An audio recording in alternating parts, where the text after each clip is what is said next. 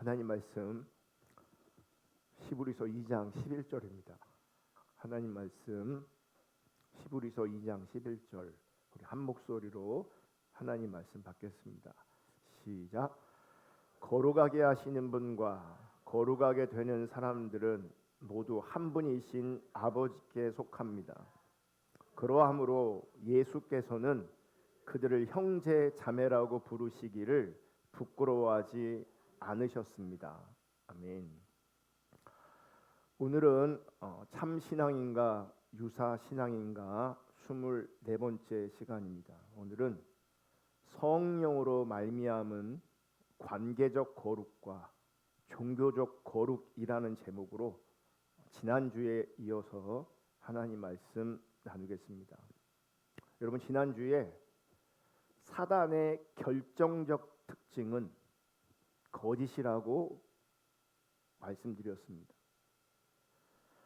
사단의 가장 결정적 특징이 거짓이기 때문에 사단은 우리로 하여금 신앙에 대한 왜곡된 이해를 가지게 합니다. 즉, 우리를 속이는 겁니다. 여러분, 사단의 결정적 특징이 거짓이라면 인간의 결정적 특징도 거짓입니다. 사단의 특징이 거짓이라고 말하면 우리는 쉽게 수긍합니다. 그런데 인간의 특징이 거짓이라고 하면 수긍이 잘 안 됩니다. 그리고 더 나아가서 당신의 특징이 거짓입니다 라고 말하면 더 수긍되지 않습니다. 우리는 내가 거짓된 존재라는 것이 잘 인식되지 않습니다. 그리고 내 거짓, 인간의 거짓을 인정하지도 않습니다. 이미 속고 있는 겁니다. 이미 기만당하고 있는 겁니다. 여러분, 성경은 인간에 대해서 분명하게 말씀하고 있습니다. 예레미야 17장 9절. 만물보다 거짓되고 심히 부패한 것은 마음이라. 그러니까 만물 안에서 가장 거짓된 존재가 인간이라는 겁니다. 또 다른 성경을 볼게요. 제가 설교를 준비하면서 거짓된 인간의 정체성을 쭉 살펴봤는데 거짓과 인간 관련된 성경 구절이 너무 많은 거예요. 인간이 거짓되다라고 하는 성경 구절이 정말 많습니다. 시편 4편 2절. 오 지위 높은 분들, 언제까지 내 영광을 수치로 만들려 하나요? 당신들은 아무것도 아닌 것을 사랑하네요. 당신들은 거짓을 추구하네요. 여기 보면 지위 높은 분들이라고 돼 있잖아요. 그럼 어떤 분들은 나는 지위가 높지 않아, 내 얘기가 아니야 라고 생각할 수 있습니다. 여기서 지위 높은 분들 혹은 성경을 읽으면서 어떤 대상을 언급할 때 그분은 나랑 상관없는 것이 아니고 그분들은요, 그 대상은요 샘플 같은 존재인 겁니다. 인간은 아무것도 아닌 것을 사랑하고 있습니다. 사랑할 만한 것을 사랑해야 되는데 우리가 지금 속고 있단 말이에요. 기만당하고 있단 말이에요. 그래서 아무것도 아닌 것, 사랑하지 않아도 되는 것을 사랑하는 것이 인간입니다. 그런 인간의 특징이 뭐냐면 거짓을 추구합니다. 거짓을. 시편 52편 3절. 내가 선보다 악을 사랑하며 의를 말함보다 거짓을 사랑하는도다. 우리 인간은 선을 추구하는 것 같지만 사실은 악을 사랑하고 있습니다. 의를 말하는 것 같지만 사실은 거짓을 사랑하고 있습니다. 이사야 28장 15절 너희가 말하기를 우리는 사망과 언약하였고 스올과 맹약하였은즉 넘치는 재앙이 밀려올지라도 우리에게 미치지 못하리니 우리는 거짓을 우리의 피난처로 삼았고 허위 아래에 우리를 숨겼음이라 하는도다. 그들의 피난처는 거짓입니다. 그러니까 거짓 아래에 있을 때에 그들은 쉼을 얻는 거예요. 거짓 아래에 있을 때. 예레미야 6장 13절 이는 그들이 가장 작은 자로부터 큰 자까지 다 탐욕을 부리며 선지자로부터 제사장까지 다 거짓을 행합니다. 유다라는 나라가 있는데 이 말씀에 비춰보면 그 유다 백성 거의 모든 사람들이 거짓을 행하고 있습니다. 거짓 가운데 있습니다. 예레미야 8장 5절 이 예루살렘 백성이 항상 나를 떠나 물러가면 어찌함이냐 그들이 거짓을 고집하고 돌아오기를 거절하도다. 거짓을 고집하고 있습니다. 거짓을. 여러분 인간은 본질적으로 거짓된 존재입니다. 인간은 본질적으로 거짓된 존재입니다. 그래서 인간은 거짓을 추구하고 거짓을 사랑하고 거짓으로 피난처 삼습니다. 거짓을 고집합니다. 어떤 분은 자신은 성선설을 믿었는데 인생을 살다 보니 성선설이 아니라 성악설을 믿게 되었대요. 이분은 예수 믿는 사람이 아니에요. 여러분 성선설은 인간의 본성이 선하다라고 하는 겁니다. 누가 주장했습니까? 맹자. 성악설은 인간의 본성이 악하다고 하는 겁니다. 누가 주장했나요? 순자. 우리 조선의 이런저런 순자가 아니고 우리 대한민국의 이런저런 순자가 아니라 중국의 순자입니다. 제가 그냥 노파심에 그냥 좀 자세하게 설명을 드리는데 성선설할 때 성악설할 때 이 성자 있잖아요. 성 이게 본성을 말하는 거예요. 본성. 우리가요 어떤 단어를 사용할 때 잘 모르는데도 아는 것처럼 넘어가는 게 되게 많습니다. 자주 많이 사용하는데 사실 그 뜻을 잘 모릅니다. 그래서 일부러 알려드린 거예요. 제가 지난주 수요일날 성경 공부하면서 밥 먹었는데 우리 공부하는 분들한테 물었어요. 간짜장의 간이 무슨 뜻인지 아냐고. 근데 다 몰라요. 여러분 간짜장의 간이 뭡니까? 네? 간이 맛있다? 간이 건조하다는 뜻이에요. 원래는 건짜장인데 건짜장이 간짜장으로 바뀐 거예요. 그 간이 건조하다 할 때 건이에요. 뭐냐면 간짜장은 물기가 없는 짜장이라는 얘기예요. 그래서 건짜장인데 간짜장으로 바뀐 거예요. 그래서 태극기에 건곤감리 있잖아요. 이 건자가 건조할 건자 똑같은 거예요. 한자가. 그래서 이 성악설, 성설할 때 이 성자도 본성을 말하는 거예요. 몰랐죠? 근데 아는 척하고 있어요. 다. 어떤 분이 인간은 본성적으로 선하다라고 생각했는데 인생을 살다 보니 인간은 악하구나, 인간은 악하다라고 하는 것을 깨달았다는 거예요. 여러분 성경적으로 볼 때 타락 전 인간은 선설로 이해하는 게 맞을 수 있습니다. 그런데 타락 후 인간은 성악설이 맞습니다.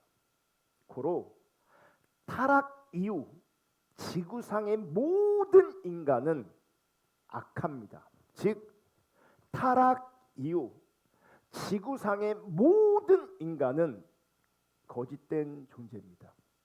이것이 하나님의 관점이고 이것이 성경이 말하고 있는 인간입니다.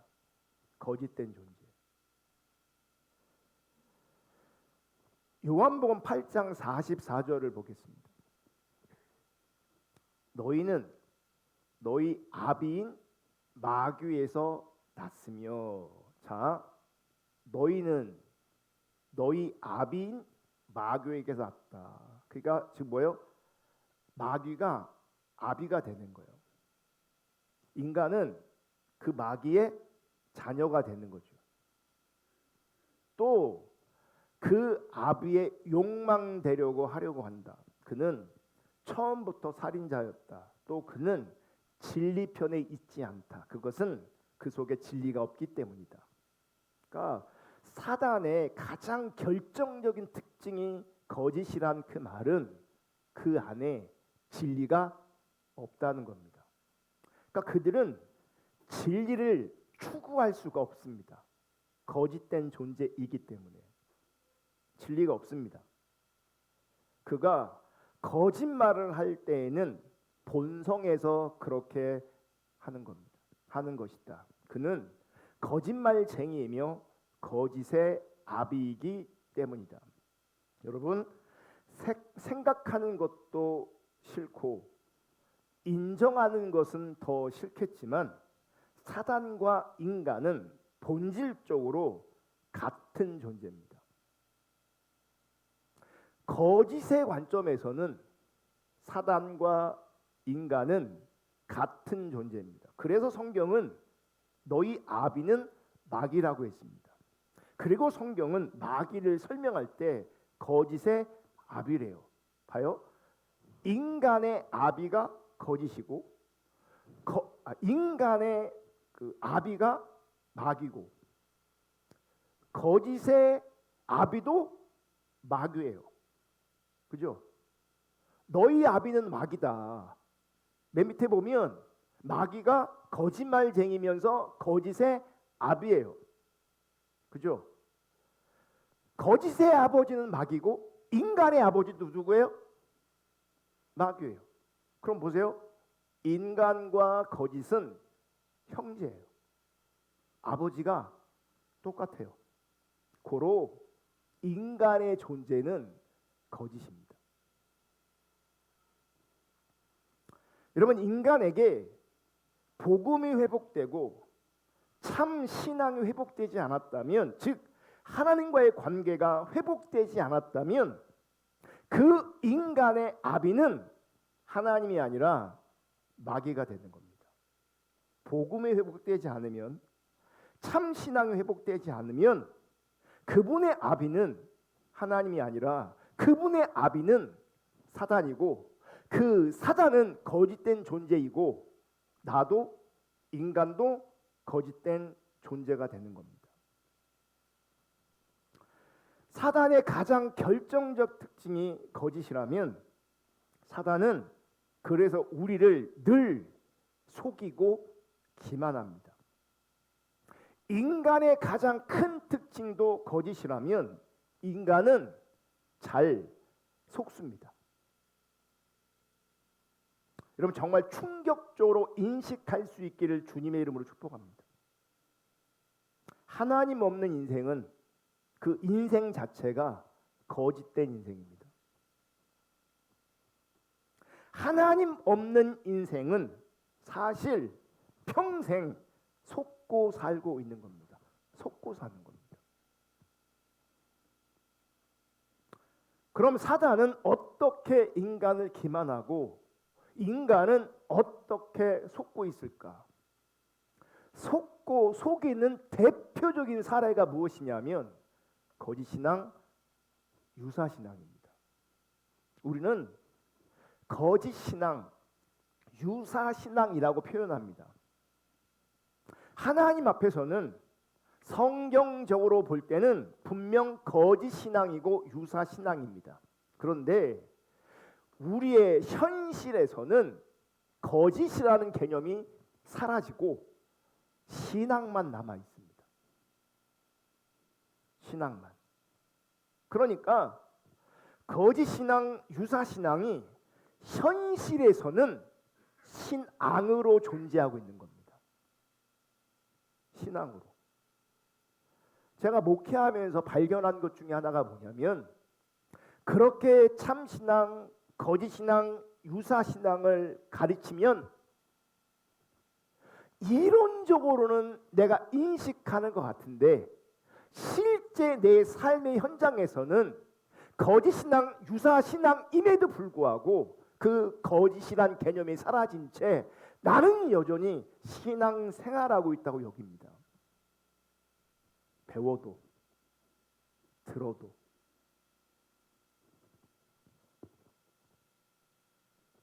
사실은 하나님이 없는데 하나님이 있다고 여깁니다. 사실은 믿음이 아닌데 믿음이라고 신앙이라고 여깁니다. 사실은 그들의 아비는 마귀인데 그들의 아비가 하나님이라고 생각합니다.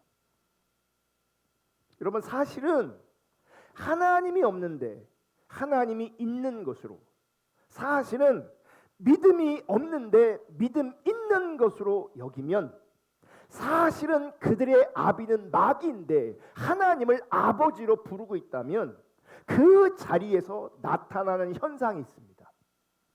그것은 비본질적인 것들이 신앙의 중심에 서게 됩니다. 비본질적인 것들이 신앙의 중심에 서게 됩니다. 그러니까 비본질적인 것을 가지고 자신에게는 하나님이 있고 비본질적인 것을 가지고 자기에는 믿음이 있다, 신앙이 있다 여기게 되는 거예요. 그게 지금 사단에게 속고 있는 거예요. 비본질적인 요소들이 본질을 대체해버리는 현상이 나타납니다. PPT 다음 거 보여주시면 보세요. 의식과 규율이 본질을 대체해버립니다.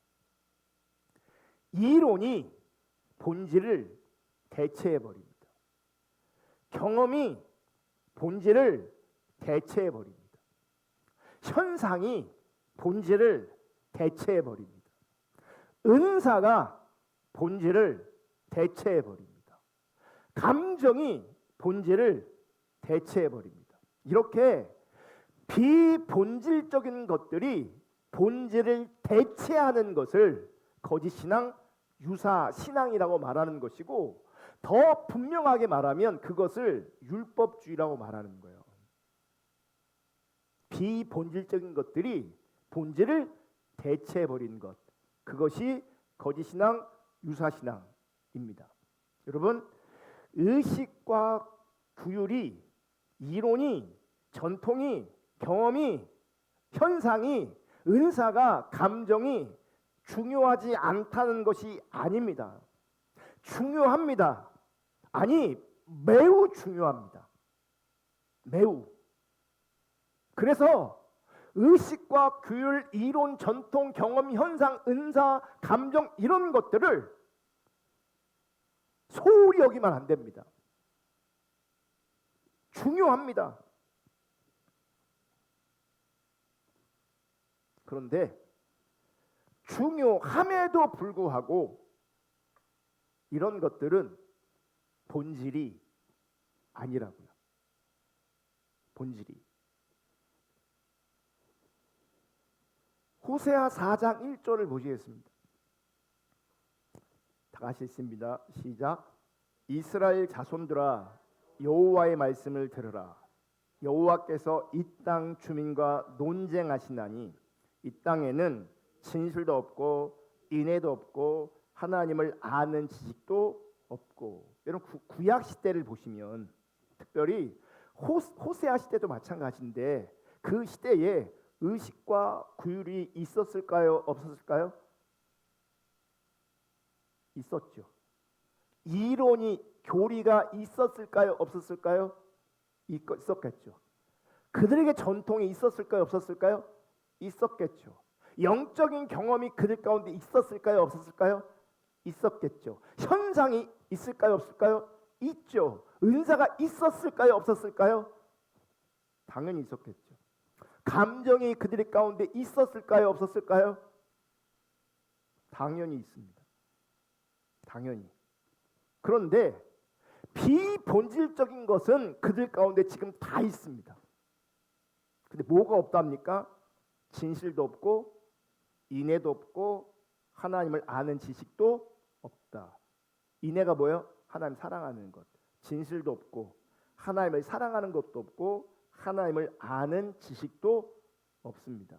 그러므로 우리가 이 호세아 4장 1절을 통해서 분명히 알 수 있는 것은 하나님 관점에서 본질은 하나님 앞에서 진실, 인애, 즉 하나님 사랑하는 것, 하나님을 아는 것, 이게 본질이에요.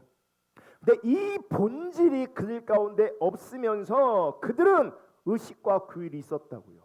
이론이, 전통이, 경험이, 현상이, 은사가, 감정이 다 있었다고요. 이 모든 것들이 지금 본질인 진실과 인애와 하나님을 아는 지식이 그 비본질적인 것들로 대체된 거란 말이에요. 여러분 우리가 사단에게 지금 속고 있으면 진실도 없고 인애도 없고 하나님을 아는 지식도 없음에도 불구하고 비본질적인 것으로 말미암아 하나님이 있다고 믿음이 있다고 여기게 되는 겁니다. 문제는 이제 여기서 잘 들으세요. 지금 여기서 잘 들으셔야 돼요. 문제는 본인은 신앙의 본질이 없는데 비본질적인 것을 가지고 믿음이 있다, 하나님이 있다 여기잖아요. 그죠?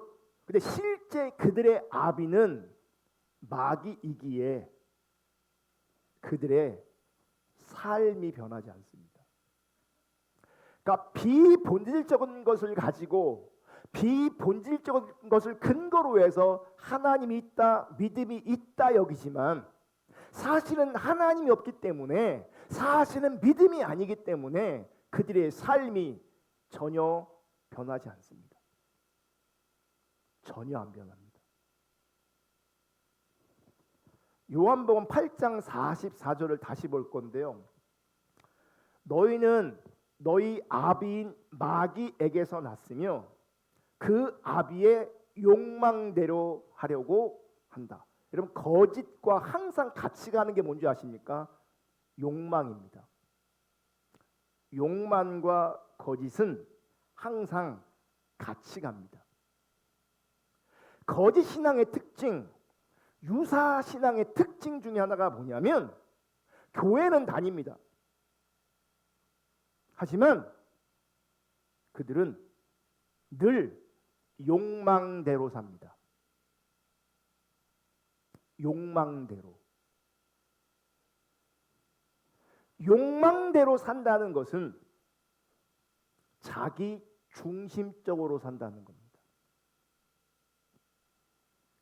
예레미야 6장 13절 이는 그들이 가장 작은 자로부터 큰 자까지 다 탐욕을 부리며 선지자로부터 제사장까지 다 거짓을 행합니다. 이 말씀을 보더라도 탐욕과 거짓은 같이 나옵니다. 근데 가장 작은 자부터 큰 자까지 선지자로부터 제사장까지 다 탐욕을 부리고 다 거짓 가운데 있습니다. 이 탐욕을 부린다라고 하는 것을 다른 성경으로 한번 볼게요. 세 번역으로 예레미야 6장 13절 다 같이 읽겠습니다. 시작. 심 있는 자든 심 없는 자든 모두가 자기 익속만을 채우며 사기를 쳐서 재산을 모았다. 예언자와 제사장까지도 모두 한결같이 백성을 속였다. 뭐냐면 어떤 사람일지라도 작은 자부터 큰 자까지 심이 있든 심이 없든 가난하든 부하든 선지자든 제사장이든 그 모든 사람들이 탐욕 가운데 거짓 가운데 있는데 그 탐욕을 세번역은 뭐라고 표현하고 있냐면 모두가 자기 입속만을 채웠다. 그러면 나오는 표현이 사기를 쳐서 재산을 모았대. 제가 질문해 볼게요. 여러분 사기를 쳐서 재산을 모은 분들 손 들어 보세요. 여기 사기 쳐서 재산을 축적하신 분 손 들어 보세요. 그러니까 이런 식으로 성경이 번역되어 있으면 우리가 성경을 읽을 때 자기는 아닌 줄 알아. 자기는. 그러면 탐욕은요 자기 중심성을 말하고 그 자기 중심성은 자기 이익을 추구하는 것으로 나타납니다. 그러면 보세요.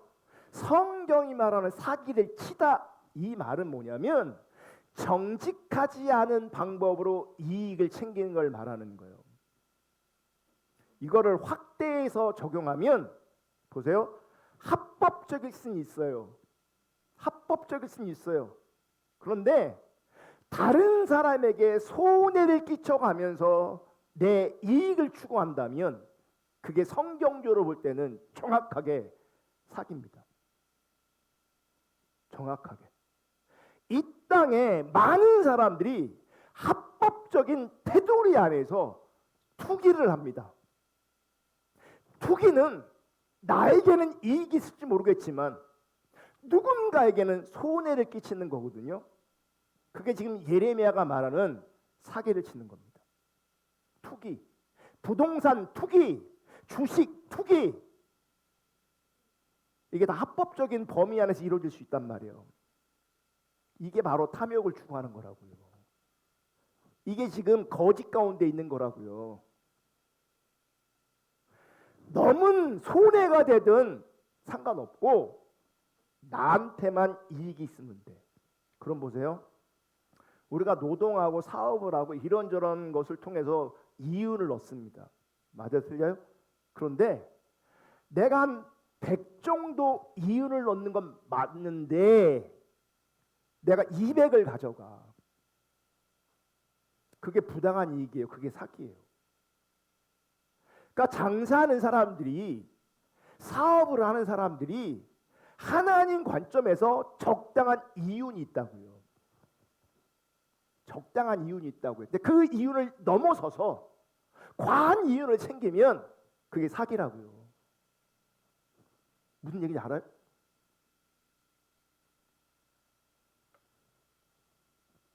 심 있는 자든 심 없는 자든 그 어떤 인간이든 자기 이익을 추구해요. 입속만 채웁니다. 모두가 다 그렇다는 거예요. 공동 번역은 이렇게 얘기해요. 위아래 할 것 없이 모두 남을 뜯어먹는 놈들, 예언자 사죄할 것 없이 모두 사기나 치는 것들. 보세요.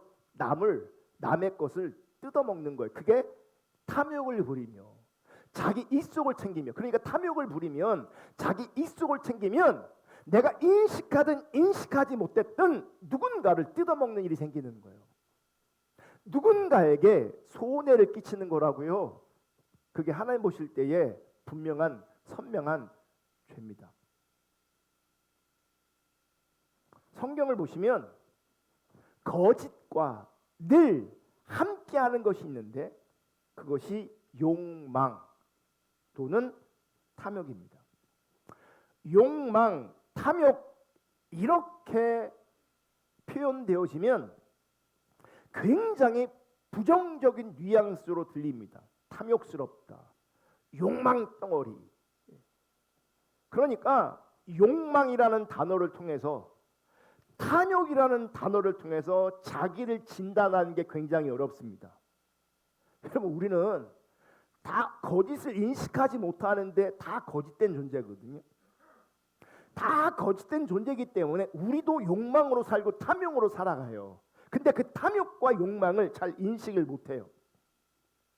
그러니까 욕망이라는 단어를 사용하고 탐심이란, 탐욕이라는 단어를 사용하면 내가 아닌 것 같고 나와는 상관없는 것 같아요. 그런데 탐욕과 욕망은 정확하게 자기의 이익을 구하는 것을 말해요. 자기의 이익을. 그러므로 욕망과 탐욕은 정확하게 자기 중립적인 삶을 사는 걸 말합니다. 여러분이 자기 중립적으로 살면, 자기 중립성이 강하면 여러분은 내가 인정하든 인정하지 않든 탐욕 가운데 있는 겁니다. 욕망 가운데 있는 것이고 자기 이속만 챙기는 사람들입니다. 남을 뜯어먹는 사람들이에요. 그래서 종교적인 모양이 있을지라도, 종교적인 감수성이 있어서 은혜 받고 눈물이 있을지라도, 은사를 받고 은사가 나타날지라도, 종교적 의식과 규율을 열심히 잘 지킬지라도 그들의 상태는 거짓되어 있기 때문에, 그들은 여전히 자기 중립적인 삶을 살고 있기 때문에, 탐욕과 욕망 안에 있기 때문에 그 삶은, 그 내면은 결단코 변하지 않는 겁니다. 그래서 안 변하는 겁니다. 왜 안 변할까? 사실 그분에게 하나님이 없습니다. 본인은 있다고 말하지만 하나님이 없어요. 하나님이 없기 때문에 자기 중심성이 자꾸 발현되어지고 자기 이익만을 추구하고, 그것을 성경은 탐욕이라고, 욕망이라고, 거짓이라고 말하는 거예요. 안 변합니다. 교회를 다녀도, 은사를 경험해도, 눈물 있고 늘 은혜 받는 것처럼 보여도 안 변합니다. 여러분, 하나님이 계시면, 참된 신앙의 자리에 있으면 성령으로 말미암은 관계적 거룩이 나타나게 되어 있습니다. 이 관계적 거룩은 성령의 열매로 표현되어지는 성품적 거룩으로 또한 나타나게 되어 있어요. 하나님과 관계 안에 나타나는 거룩은 성품적 거룩으로 나타난다고요. 여러분, 이 관계적 거룩, 이 성품적 거룩이 열매로 나타날 때 그것이 참된 신앙인 거예요. 그 신앙을 신앙으로 하나님께서 인정하시는 거예요. 그런데 거짓 신앙, 유사 신앙은 관계적이며 성품적 거룩이 아닌 종교적 거룩을 추구합니다. 종교적 거룩이 나타납니다. 이 종교적 거룩은 정확하게 표현하면 종교적 위선입니다. 거룩하게 보이긴 합니다. 왜냐하면 비본질적인 것들이 다 거룩해 보이거든요. 거룩하게 보이긴 하지만 감동도 있고 눈물도 있고 은혜 받는 것도 있어요. 역사가 나타날 수 있어요. 거룩해 보입니다. 하지만 하나님 관점에서는 전혀 거룩하지 않은 거짓입니다. 그러니까 종교적 거룩, 비본질적인 것으로 말미암은 거룩은 거짓이고 위선입니다. 여러분, 참신앙은 반드시 삶이 변합니다. 왜냐하면 참신앙 안에는 진실이 있고 인애가 있고 하나님을 아는 지식이 있기 때문이에요. 하나님이 실제하시기 때문에 하나님 앞에서 하나님을 인식하며 살게 됩니다. 여러분, 이것을 변화라고 말하는 거예요. 그리고 이 변화를 성경은 거룩, 성결, 성화 이렇게 표현하는 겁니다. 여러분, 성경에서 참된 신앙과 변화를 거룩, 성결, 성화라고 하는데 또 이 부분에서 사단이 장난을 칩니다. 무슨 얘기냐? 이 거룩과 관련해서, 이 성결과 관련해서, 이 성화와 관련돼서 사단이 우리를 또 속입니다. 사단의 거짓은, 사단의 속임은 우리가 인식하지도 못하는 그 자리에서 왜곡이 일어나게 만듭니다. 그래서 여러분, 인식하지 못하는 것이 굉장히 위험하고 무서운 일입니다.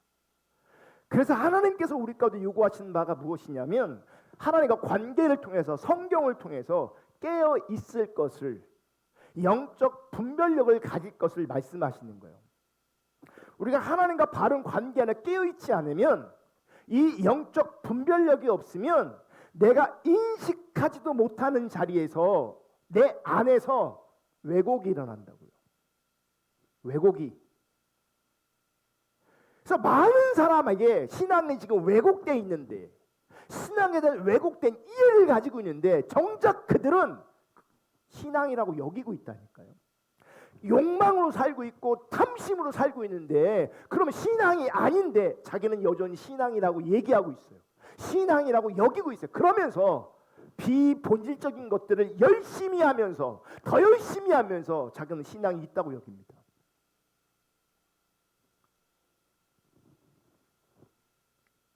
여러분, 제가 참 신앙에는 참된 변화가 있다. 참 신앙에는 관계적 거룩, 성품적 거룩이 나타난다. 이렇게 거룩을 설명하면 이 거룩을 성숙의 문제로 이해하는 거예요. 사단이 여기서 장난질을 치는 거예요. 여기서 왜곡이 일어나는 거예요. 무슨 말이냐? 당신 안에 성령님이 계십니까? 라고 하는 이 질문에 파생된 질문이 있다고 지난주에 말씀드렸어요. 그게 뭐예요? 당신은 그리스도의 성품이 있으십니까? 당신은 그리스도를 닮은 성품이 있으십니까? 이 질문입니다. 그런데 많은 사람들은 그리스도의 성품, 그리스도를 닮은 성품이 있는가라는 이 질문을 그리스도인은 성숙해져야 한다, 성숙의 문제로 이해하고 받아들인다는 거예요. 이게 정확한 오해고, 이게 정확한 왜곡입니다.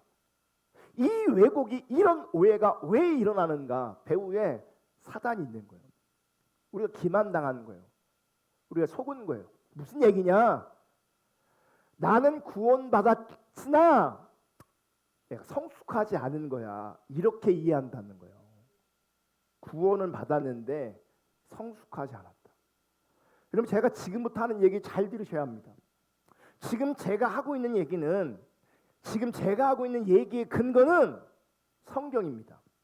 그리고 제가 얘기하고 있는 근거는 조나단 에드워드를 비롯해서 많은 신학자들이 이렇게 말하고 주장하고 있습니다. 당신에게 그리스도의 성품이 있습니까? 당신 안에 그리스도를 닮은 모습이 있습니까? 라는 이 질문은 정확하게 당신은 그리스도인입니까? 라는 질문과 같은 성격의 질문이에요. 왜 같은 질문인가? 여러분, 그리스도인에게는 성령이 거하십니다. 그래서 첫 번째 질문이 당신은 그리스도입니까? 두 번째 질문이 뭐예요? 당신 안에 성령님이 거하십니까? 세 번째 질문이 뭐예요? 당신 안에 그리스도의 성품이 있으십니까? 그러니까 그리스도인에게 성령이 거하시고, 성령이 거하시면 성령의 열매가 나타나는 겁니다. 그러니까 그리스도의 성품, 그리스도를 닮은 이 성품의 문제는 성숙의 문제 이전에 구원의 문제인 거예요. 구원 받았는데 연약하고 부족한 게 아니라 애초부터 구원의 문제라고요. 초대교회부터 이런 문제가 있었어요. 믿음으로 구원받았으니, 즉 천국은 보장받았으니 이제 맘대로 살아도 된다, 이렇게 생각하는 사람들이 초대교회부터 생겨났어요. 우리 시대도 이렇게 믿고 이런 신앙을 가진 사람들이 있어요. 대표적인 구원파예요. 믿음이 있어요. 이제 구원을 받았어요. 구원의 확신이 있어요. 이제 사는 건 마음대로 살아도 돼요. 마음대로 살아도 내 구원에는 문제가 안 생겨요. 요한계시록에 보면 7교회 중에 버가모 교회가 있거든요. 그 안에 니골라 당이 있습니다. 그 니골라 당이 정확하게 지금의 구원파처럼 주장합니다. 구원 받았으니 막 살아도 되는 거예요. 구원 받았으니 뭐 나름대로 이렇게 저렇게 살아도 상관이 없는 거예요. 이런저런 연약함이 부족함이 있을지 몰라도 내 구원은 문제가 없어요. 구원은. 사도 바울이 이런 문제를 이렇게 다룹니다. 진짜 구원받은 사람은 믿음으로 구원받았으니 이제 마음대로 살아도 된다. 이제 마음대로 행동해도 된다. 그렇게 바울이 가르치지 않았다는 거예요. 성경은 칭의가 일어났다면 성화도 함께 일어난다는 거예요. 믿음과 삶을 분리하는 게 아니라 믿음 따로 행동 따로 분리하는 게 아니라 칭의가 일어나면 당연히 성화도 일어나는 거예요. 그러니까 칭의가 실제라면 성화도 실제라는 거예요. 그러니까 이 거룩의 문제는 어디와 연결되어 있는 거예요? 구원, 칭의와 연결되어 있는 거예요. 그러니까 이 거룩의 문제가 생기면 결국 어디에 문제가 있는 거예요? 구원의 문제가 있는 거예요. 여러분 이게 성경적 관점이에요. 이게 성경은 그리스도 안에서 의롭다 함을 받은 죄인은 그리스도 안에서 거룩하게 변화되어 가는 것이라고 말씀하는 거예요. 예수를 믿으면 완벽하게 변한다가 아니라 예수를 믿고 의로움을 받았으니 하나님 관점에서 하나님 중심적으로 변화되어 가는 겁니다. 성령님께서는 정확하게는 신자 안에 거하시는 성령께서는 살아 역사하시며 신자들 속에서 우리의 내면을 바꾸시는 일부터 하십니다. 그래서 우리로 하여금 그리스도의 형상으로 빚어가시는 거예요. 그게 거룩이고 그게 성결이고 그게 성화입니다.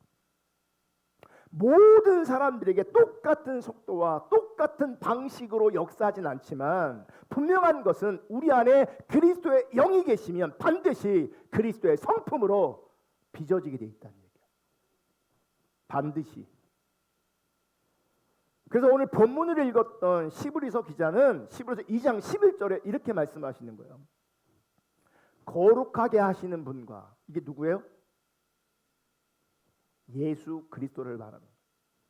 자, 예수 그리스도를 설명할 때, 표현할 때 거룩하게 하신다. 그럼 누구를 거룩하게 하는 거예요? 우리를 거룩하게 하는 거예요. 그러니까 참 신앙은 하나님이 거룩하시고 예수가 거룩하시니 그분이 우리를 어떻게 만드시냐면 거룩하게 만드시는 거예요. 그래서 거룩하게 하시는 분과 거룩하게 되는 사람들은 이 거룩하게 되는 사람이 누구예요? 참신앙.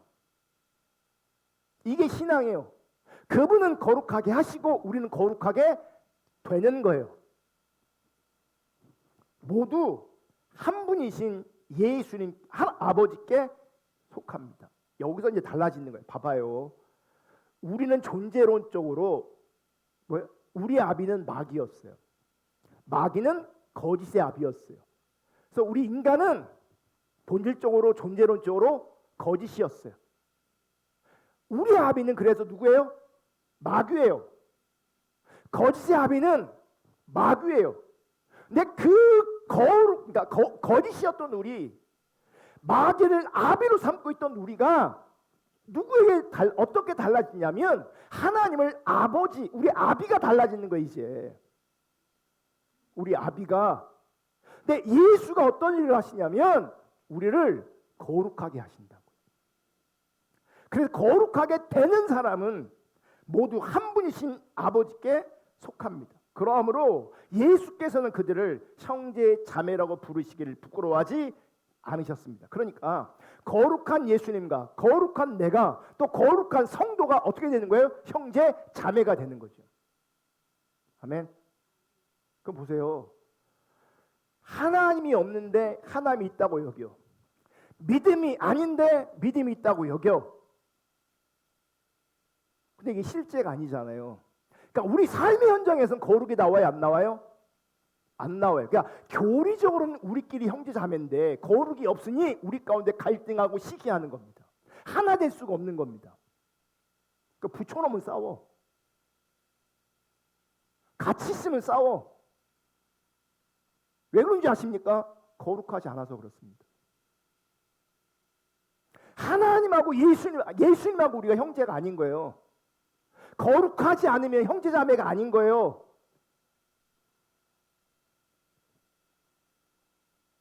성령님이 내 안에 가셔서 나를 거룩하게 만드시고 그리스도의 성품이 맺히게 하신다면 나는 하나님 아버지께 속한 자가 되는 거예요.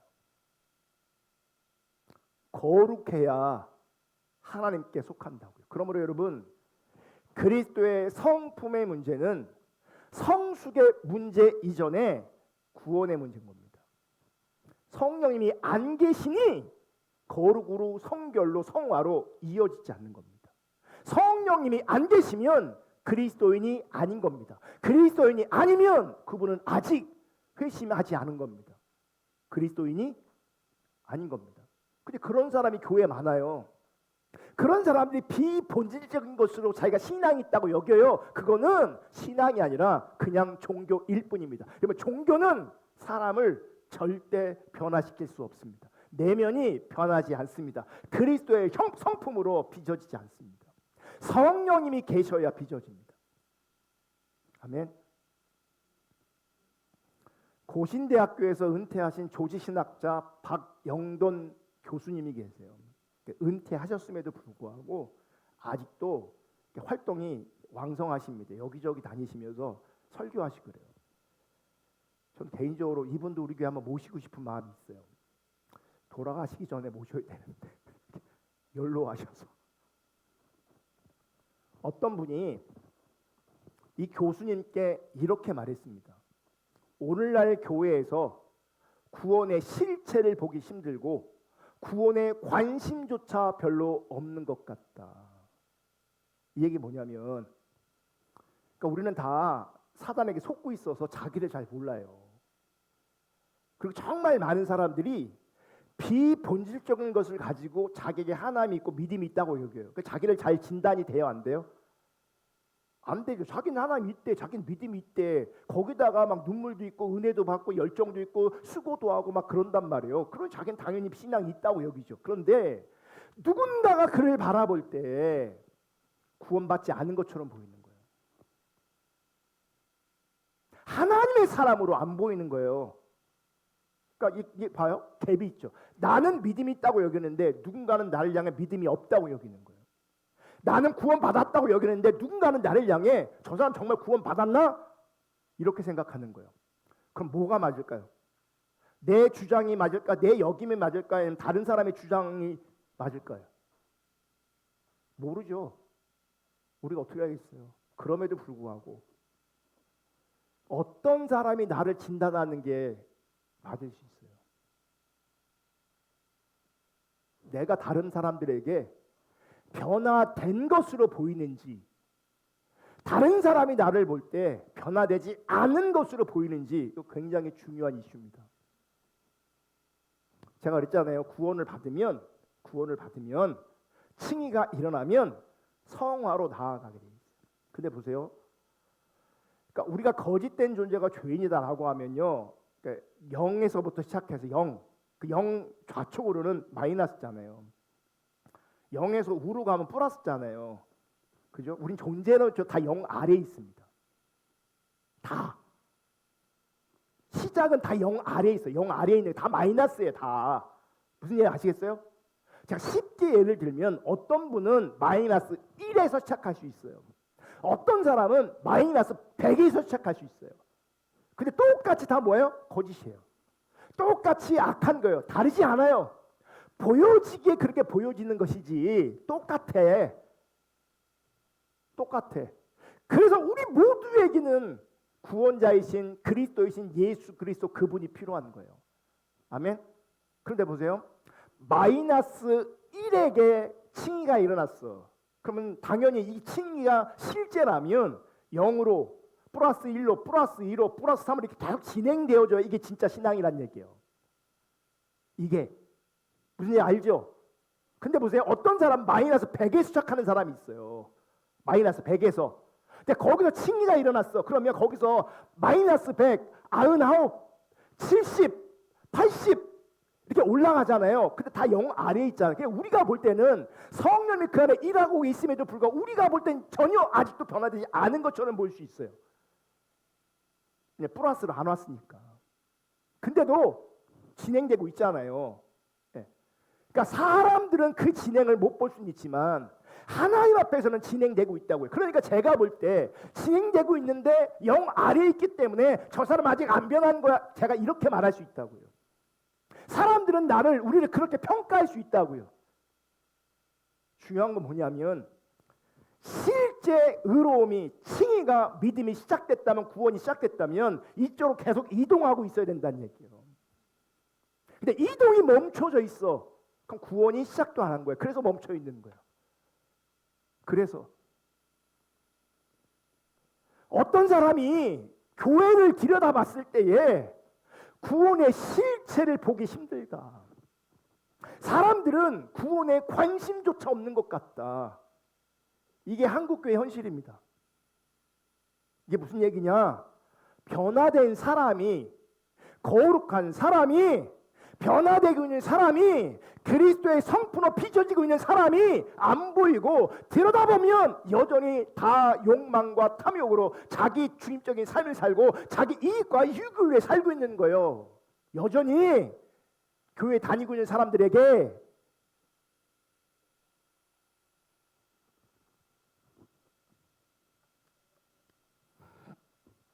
교회 안에 대부분의 사람들이 구원의 실체가 보이지 않는데요. 이 말에 교수님이 이렇게 답합니다. 잘 들으세요. 성경에 따르면 구원은 새 창조이다. 전인적이면서도 근본적이고 총체적인 인간 갱신이다. 지금 갱신 여러분 우리가 자주 사용하는 말입니까? 이 갱신. 자주 사용하세요? 여러분 언제 사용하세요? 이 갱신. 운전면허 갱신 맞아요. 또. 그래서 아주 굉장히 막연한 단어 같은데 은근히 우리가 자주 사용하고 있어요. 가끔씩. 휴대폰 요금제를 갱신. 운전면허 갱신. 보세요. 근데 이 교수님이 구원을 설명하면서 구원은 새 창조이다, 전인적이다, 근본적이다, 총체적인 인간 갱신이다. 그럼 갱신이 뭐예요? 갱자가 뭐냐면 다시, 고치다, 신자가 새롭다. 그러니까 뭐냐면 갱신은 새롭게 고친다, 새롭게 만들어진다. 예전 것을 유지하지 않고 새롭게 바뀌고 새롭게 시작하는 것, 그것이 갱신이에요. 구원은 뭐라고요? 인간 갱신이라고요. 그러니까 이 갱신이 안 보이면 구원 안 받은 거예요. 구원 안 받은 거라고요. 기존에 있는 것을 계속 내가 유지하고 있어. 그럼 구원 받은 게 아니라고요. 새롭게 다시 시작해야 돼요. 새롭게 고쳐져야 되고 새롭게 만들어져야 돼요. 그게 구원이에요. 그게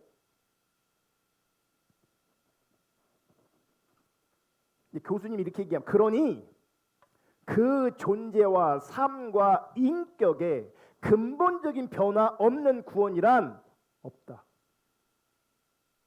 그 존재와 그 삶과 인격의 근본적인 변화가 없는 구원이란 없다. 그러니까 변화가 없다면 그분은 구원이 아니라는 거예요. 그러니까 아까 말한 그 비본질적인 것이 중요하긴 하지만 그 비본질적인 것을 가지고 변화했다라고 진단하면 안 되는 거라고요. 뭘 보고 변화했다, 변화되고 있다라고 우리가 진단할 수 있냐면 그 존재성, 그 삶, 그 인격을 가지고 변화되었다, 변화되고 있다 이렇게 진단되는 거라고요. 불 받았다라고 그 사람이 구원받은 게 아니라고요. 불은요, 가나안 땅에 들어가지 못한 이스라엘 백성들 다 받았습니다.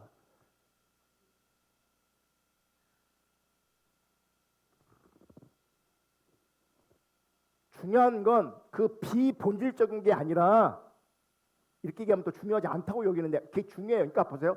제가 분별력을 얘기할 때 중요하지 않은 것과 중요한 것과 본질적인 거라 그랬잖아요. 우리한테 중요한 건 뭐예요? 본질적인 거란 말이에요. 그럼 보세요. 이 아까 그 비본질적인 게 표현이 비본질이라고 해서 중요하지 않은 게 아니라 이게 중요하다고요. 그러니까 이 비본질적인 것이라고 말하는 그것조차도 없다. 그 신앙이 아예 없는 거예요.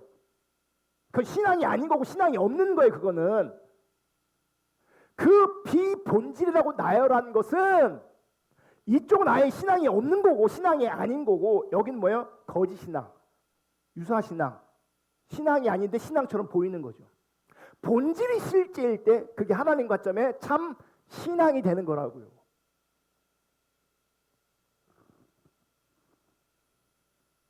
그러니까 나를 진단하고 검증할 때 지금 이 비본질적인 것을 가지고 진단하고 점검하면 안 돼요. 그거 잘할 수 있다니까. 타락하실 때 얘가 없은 게 아니에요. 다 있었어요. 본질이 없었다고요. 진실도 없고 인애도 없고 하나님을 아는 지식도 없다. 그러니까 본질이 없으니까 뭐가 안 되냐? 그 존재와 삶과 인격의 근본적인 변화가 안 생기는 거예요. 비본질적인 것은 넘쳐나는데 그분이 이렇게 얘기해요. 그런데 오늘날 구원은 아무런 갱신과 변화가 없어도 믿음이라는 최소한의 커트라인만 통과하면 획득하는 천국행 티켓 정도로 왜곡되어 있다. 그러니까 변화는 하나도 안 보이는데 본인은 구원 받았다, 죽으면 천국 간다라고 주장한다는 거예요.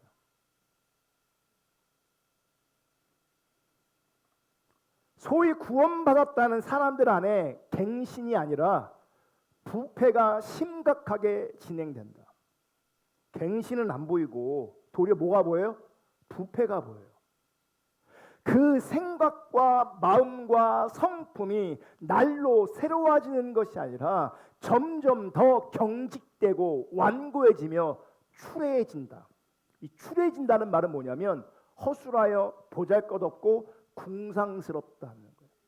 그러니까 거룩이 없으니 성결이 없으니 성화가 없으니 허술해, 보잘것없어, 가볍게 보여, 궁상스럽게 보여. 여러분 우리 가운데 우리 내면이, 우리 존재가, 우리 삶이, 우리 인격이 변하잖아요. 그러면 존귀하게 드러납니다. 존귀하게. 지금 이거 천국 가고 구원 받았다고 말하는데 존재가, 삶이, 인격이 변하지 않으면 그건 정확하게 구원 못 받은 겁니다. 구원이 아닌 겁니다.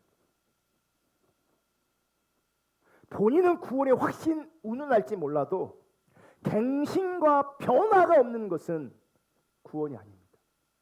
구원 받으면 그 이후부터 갱신되어지고 구원 받았으면 그 이후로 변화가 되어지는 겁니다. 왜요? 하나님이 그 안에 계시기 때문에.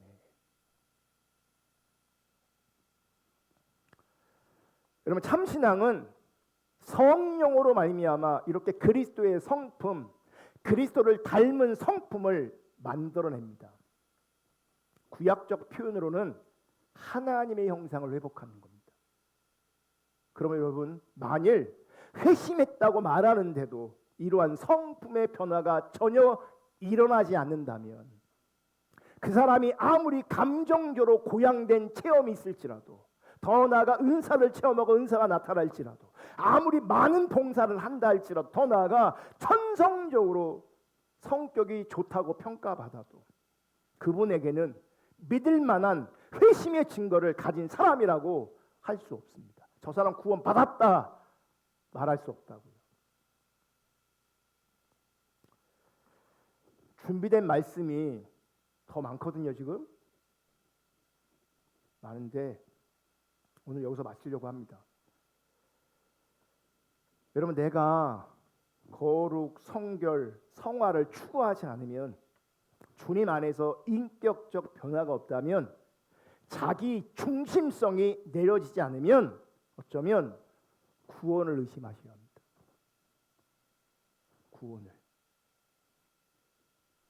여러분, 성경은 분명히 그리고 강력하게 말합니다. 참신앙은 성령으로 말미암아 그리스도의 성품, 그리스도를 닮은 성품을 만들어낸다고. 자, 이제 정말 심각하게, 절박하게 나를 돌아보시고 진단하셔야 합니다. 제가 볼 때는 아직도 정말 많은 사람들이 비본질적인 것으로 자기 신앙을 진단합니다. 본질이 없는데도 불구하고. 바라기는 정직하게, 진실하게 말씀을 통해서 하나님 관점으로 나를 돌아볼 수 있기를 주님의 이름으로 축복하고요. 어떤 분들은 구원마저도 하나님 앞에 심각하게 돌아볼 필요가 있습니다. 그리고 구원받기를, 회심되기를 주님의 이름으로 축복합니다. 찬양하고 우리 기도하겠습니다. 두 번째 나는 아무것도 아닙니다. 이 찬양하겠습니다.